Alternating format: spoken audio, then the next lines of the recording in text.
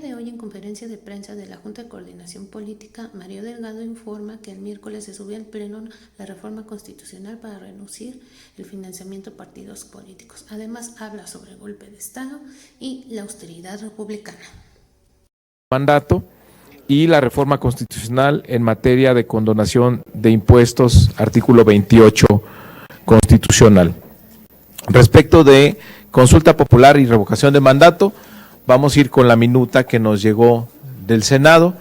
Nosotros habíamos propuesto que la revocación de mandato se hiciera el mismo día de la elección intermedia en el 2021, sin embargo no se logró este consenso en el Senado y hubo una modificación de fechas. ¿Cómo será la revocación de mandato? En caso de que el día de mañana se apruebe, podrá convocarse con el 3% de la lista nominal, con una representatividad del 3% de la lista nominal de 17 entidades federativas. ¿Cuándo será el periodo para la solicitud? Los 3 primeros meses siguientes a la conclusión del tercer año de gobierno del presidente. La fecha, ¿cuándo sería la fecha de la revocación? 90 días después de la convocatoria, en fechas que no coincidan con alguna jornada electoral. ¿Cuándo se vuelve vinculante la revocación? Cuando por mayoría absoluta cuando gane por mayoría absoluta con el 40% de participación de la lista nominal. Si gana la revocación, el Tribunal Electoral emite la declaratoria de revocación y se aplica el artículo 84 constitucional. El presidente, en este caso, el presidente del Congreso, asume provisionalmente la presidencia y en 3 días el Congreso nombra a quien concluya el mandato. En el caso de consulta popular, es para temas nacionales el 2% de la lista nominal de electores.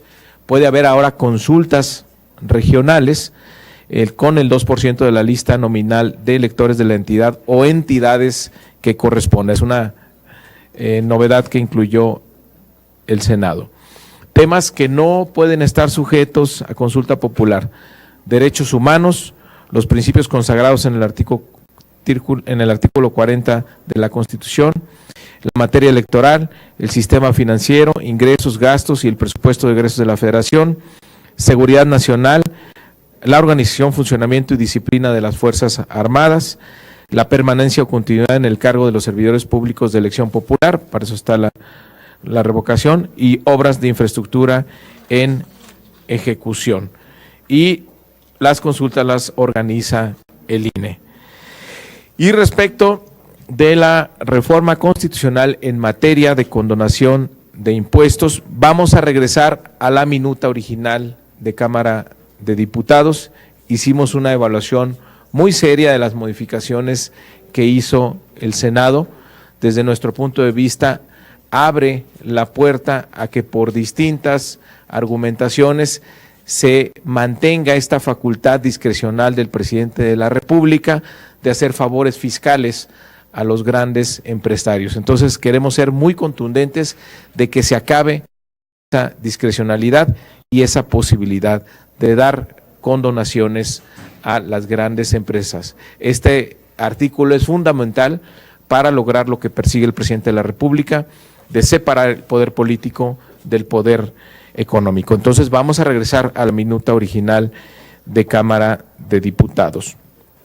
Para el miércoles vamos a subir al Pleno la reforma constitucional para reducir el financiamiento a partidos políticos. De aquí al miércoles vamos a tratar de llegar a un acuerdo con las distintas fracciones parlamentarias. Nuestra propuesta es muy clara: reducir a la mitad el financiamiento público a los partidos políticos. Es una reforma constitucional, vamos a tratar de que pase, generar consenso para que podamos tener las 2/3 partes.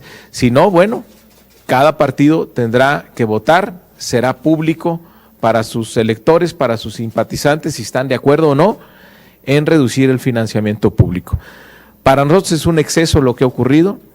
Hay una fórmula en la Constitución que le garantiza que año con año los partidos tengan cada vez más recursos, sin importar cómo vaya la economía, sin importar qué pase con la economía, con el presupuesto federal, ellos tienen garantizado cada vez más recursos año con año. Entonces nosotros vamos directo a la Constitución, a modificar esa fórmula para que cueste la mitad. El año que entra representaría un ahorro de 2.500 millones de pesos, recursos que sin duda hacen falta para la salud, para la educación, para el campo. Y está demostrado que se puede hacer política con mucho menos dinero. ¿Quiénes van a protestar? Los partidos que están acostumbrados al despilfarro, al desperdicio de recursos públicos que durante muchos años han lucrado con esto. Entonces, el miércoles llegó el día. Siempre dijeron que sí estaban de acuerdo, pero no decían cuándo. El miércoles van a tener que votar y dar la cara, decir si están a favor o no de reducir el financiamiento a los partidos políticos. Y el jueves vamos a tener una ronda de dictámenes, como lo hemos tenido los miércoles anteriores.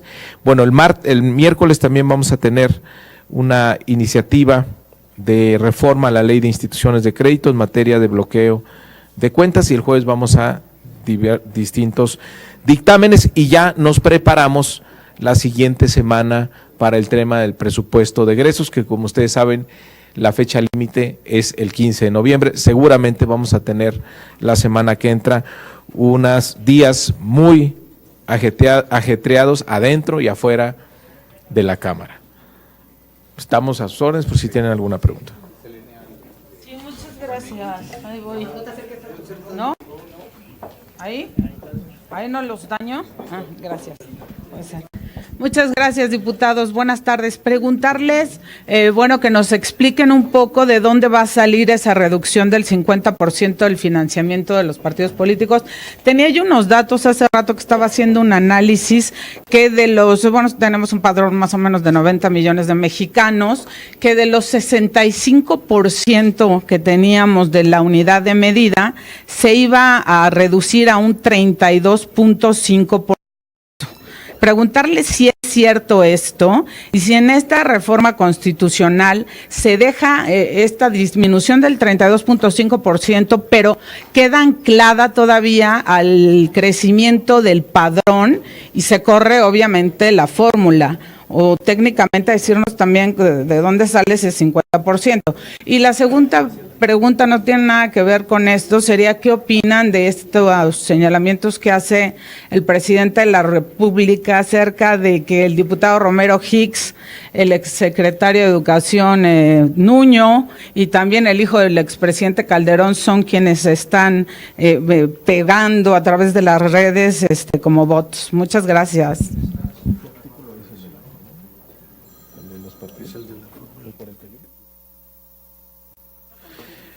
¿De dónde sale el 50%? ¿Cómo se obtiene el financiamiento según la fórmula de la Constitución? Es el 65% del valor de una UMA multiplicado por el padrón electoral. Ahí da el monto. Entonces, ¿cuál es la propuesta?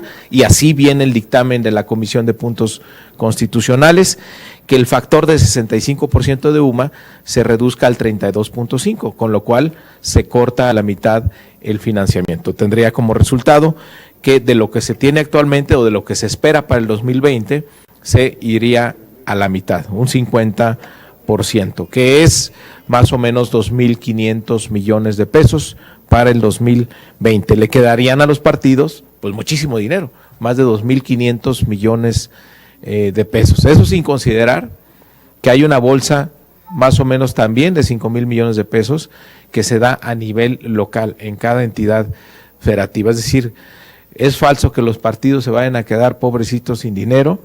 Siguen teniendo mucho dinero, siguen teniendo también prerrogativas en los medios de comunicación, tienen prerrogativas a nivel local.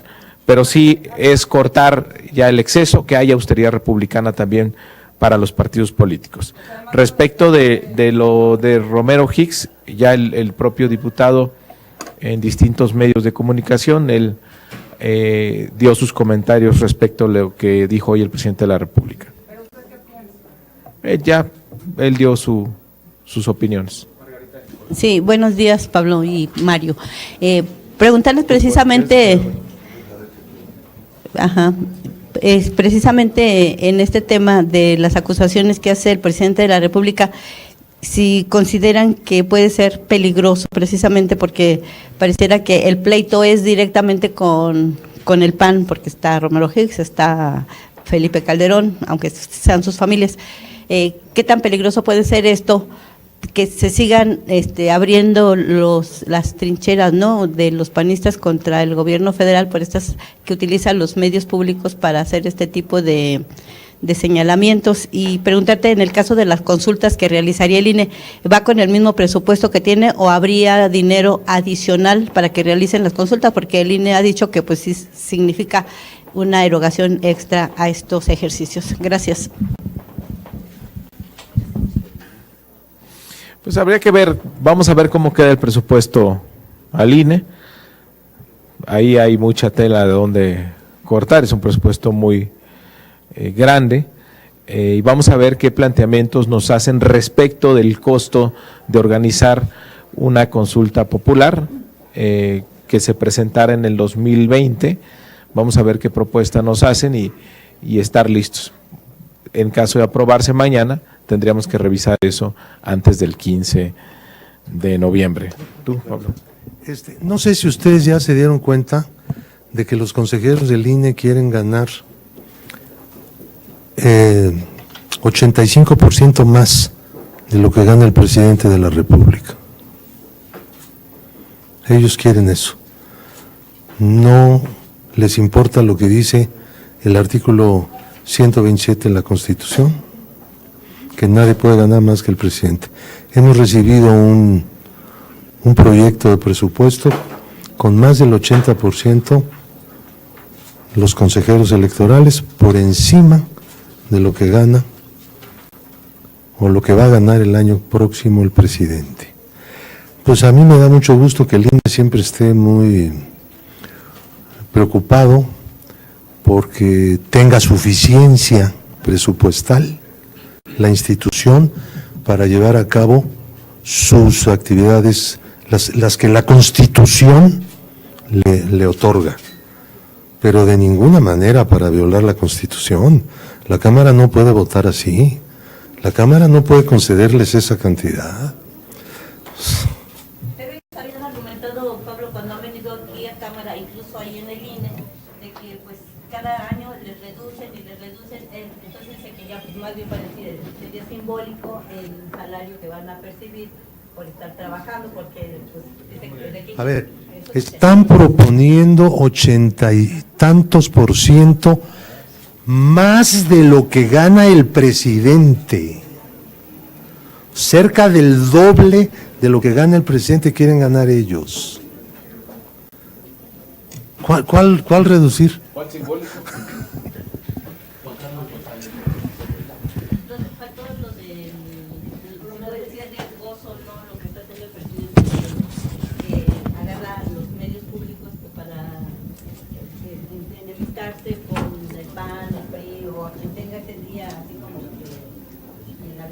El presidente no hace más que decir lo que está pasando en las redes, que todo el mundo lo ve, es público, es una descripción de lo que ocurre en las redes.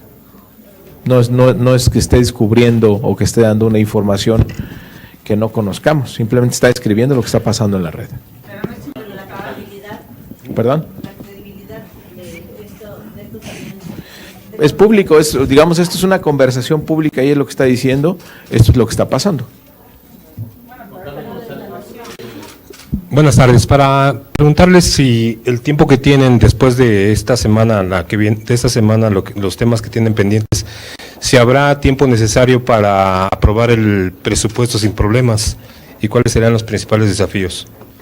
Sí, tenemos programado, por eso decía yo que la semana que entra va a ser muy intensa. Adentro de Cámara y afuera también seguramente vendrán muchos visitantes. Vamos a esperar a que se apruebe la ley de ingresos en su totalidad por parte del Senado. Esperemos que esto ocurra mañana o el jueves, y con eso ya tendremos el monto final y nos permitirá cerrar ya la cifra del presupuesto de egresos. Está claro que desde un principio era un presupuesto con muy pocos márgenes de maniobra. Yo no espero que vaya a haber grandes cambios, porque no hubo grandes cambios en materia de ingresos, y seguramente se fortalecerá el esfuerzo que está haciendo el gobierno de incrementar los recursos a los programas sociales, de incrementar los recursos a infraestructura, esto con la restricción de no haber aumentado impuestos, de no endeudar al país y de no haber aumentado el precio de los energéticos. Entonces es un presupuesto que tiene pocos márgenes para hacer ajustes. Sin embargo, pues algunas demandas que se han presentado, sensibles para algunos sectores, seguramente serán atendidas, y yo espero que salgamos a tiempo. ¿Qué tal, coordinador? Quisiera preguntarle primero respecto a la cuestión de reducción a partidos. Finalmente, ustedes tienen una mayoría clara en la Cámara respecto a lo que pudieran opinar otros partidos en cuanto al dictamen. ¿A qué acuerdo se ha llegado con los principales partidos, con el PAN, con Movimiento Ciudadano, con el PRI, respecto a qué orientación quieren que tenga esta reducción a partidos? Y quisiera preguntarle cómo ve la posición de partidos como el Partido del Trabajo y el PES. El PES no dio su voto a favor en comisión, pero dijo que presentaría reservas, ya que pues sí tendría una afectación para ellos, y el PT de plano votó en contra.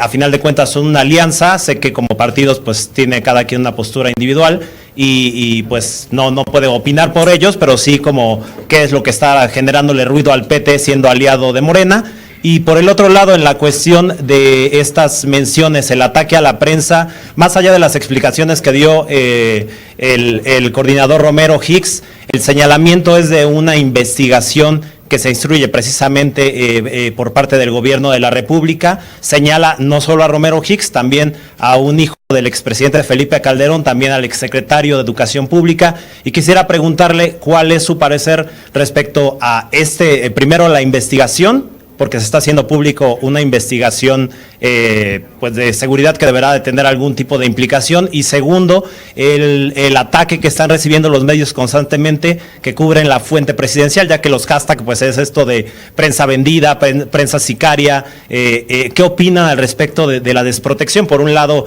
pues se han reducido los montos de protección a periodistas y se están motivando este tipo de ataques en redes sociales. Gracias. Bueno, primero, es reforma constitucional la reducción del financiamiento de partidos políticos. Entonces, pueden pasar dos cosas. Una, que logremos los votos necesarios, eso implica pues que haya un acuerdo político con cuando menos otras dos fuerzas políticas, o tres. Los votos de Morena solos no alcanzan para reformar la Constitución. Necesitamos los votos, como ha venido ocurriendo en las reformas constitucionales, por lo menos del PT, del PES, del Partido Verde y de un grupo de independientes. Entonces, ¿cuál es el escenario para el miércoles? Si pasa es que logramos un acuerdo, y si no pasa es que en el fondo los partidos no están de acuerdo en reducir el financiamiento de los partidos. Nosotros sí vamos a ir con nuestro dictamen, lo vamos a apoyar hasta el final para lograr que pase. Entonces, ya veremos el miércoles cómo se vota, si estaban a favor o no, porque hay que recordar que todos los partidos siempre dijeron que sí, y sí, presentaban propuestas y adelante, pero nunca se han enfrentado a una votación, y no hay plazo que no se cumpla. El miércoles tendrán que decirle a sus simpatizantes si están a favor o no del despilfarro, del desperdicio de recursos públicos, o le metemos un alto, lo recortamos al 50% y que la autoridad republicana llegue a los partidos políticos. La mayor parte de la ciudadanía, la mayoría de la ciudadanía, impulsa que se recorte el financiamiento a los partidos políticos. Y Morena lo propuso antes de ganar las elecciones y estamos cumpliendo. ¿Y el PT les dijo por qué está en desacuerdo? Bueno, vamos, ahí se manifestaron. Y bueno, es una propuesta que se hizo desde la campaña, lo mismo que revocación de mandato y consulta popular. Se está cumpliendo puntualmente la plataforma legislativa de la coalición Juntos Haremos Historia. Es lo que estamos haciendo, cumpliendo lo que prometimos. Diputado, Muchas quisiera preguntarle. Mira, no hay una investigación, o sea, lo que se revela hoy no es una investigación. El tema de las redes es público.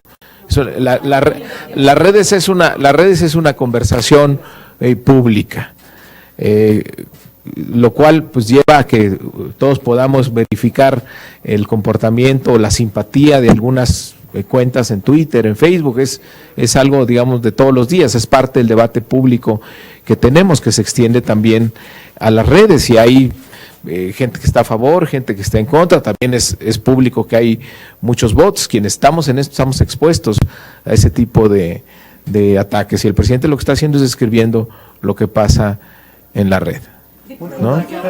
Una cosa sobre Twitter, nada más. Ustedes están al tanto seguramente que Twitter ha cambiado de política, ya lo anunció. Considerando cómo están las cosas, no quieren participar en las contiendas. Por lo tanto, no van a aceptar publicidad, repeticiones pagadas, retweets pagados en materia política o de ofensas contra gobernantes y políticos. Ya lo han dicho. Yo creo que ellos mismos se están dando cuenta, como todos nos estamos dando cuenta, de cómo están las cosas. Bueno, lo que ha dicho esta mañana Andrés Manuel López Obrador, pues es parte de lo mismo que se está discutiendo en todo el mundo. No solo es aquí, ¿no?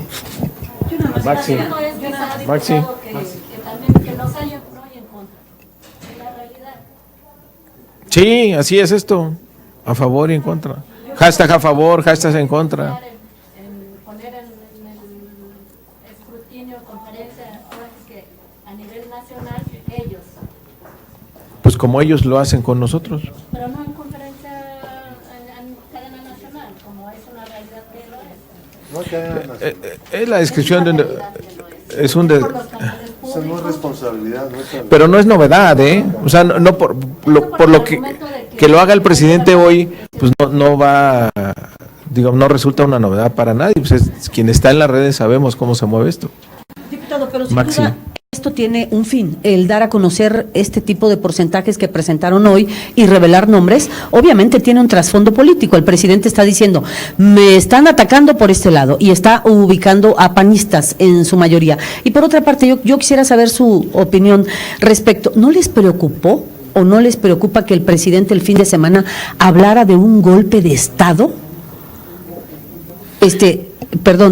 Y la otra pregunta que yo quisiera hacerles es esta parte, su opinión de lo que sucedió en Baja California con la exministra Olga Sánchez Cordero.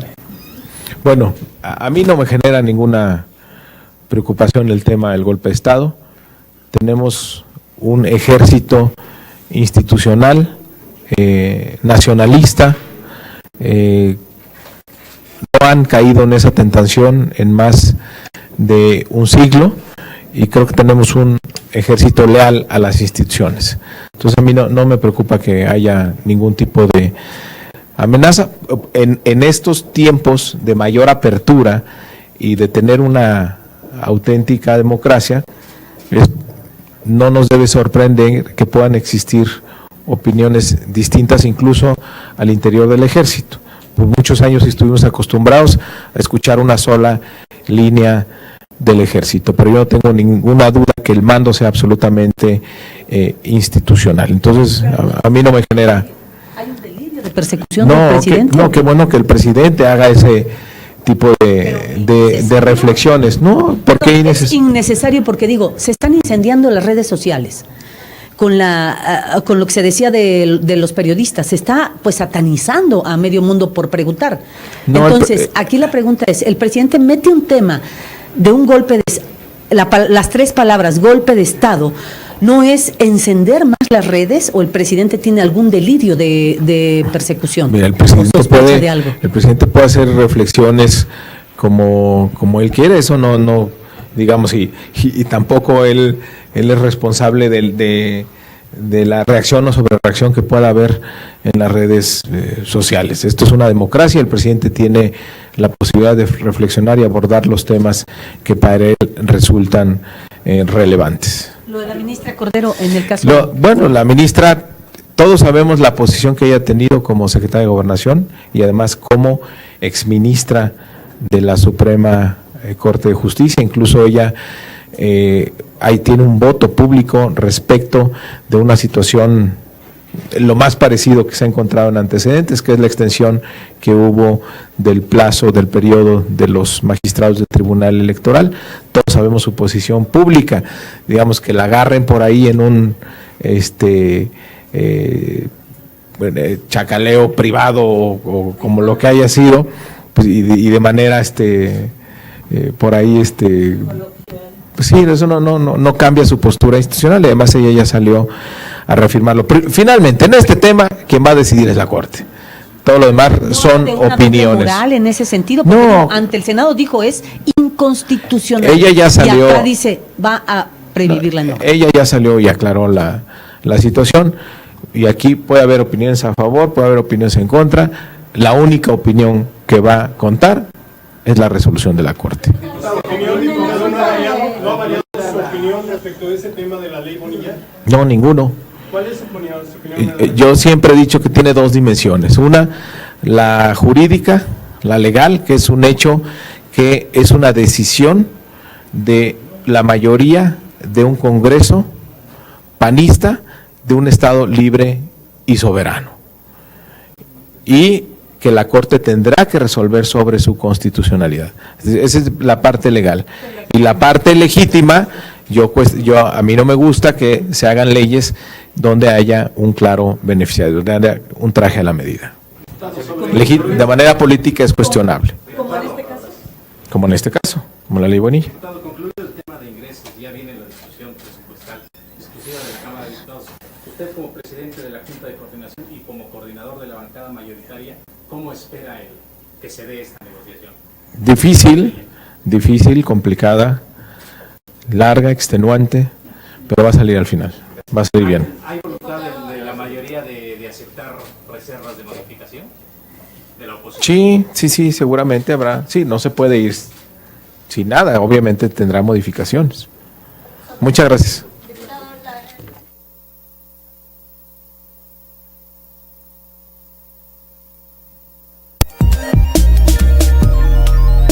Comprobado con facturas que están en línea. O sea, ya no se permite estas bolsas que se daban a los diputados y que no se rendían cuentas. Ahora hay una rendición de cuentas puntual de todos y cada uno de los recursos que reciben los diputados, y hay una diferencia enorme entre los recursos que se tenían antes y los que se tienen ahora. En este año, la Cámara de Diputados cuesta 200 millones de pesos menos al mes que lo que hubiera costado si Morena no hubiera ganado la mayoría. Yo me encontré en el escritorio de la Cámara un anteproyecto de presupuesto de egresos para el 2019 de 9,100 millones de pesos.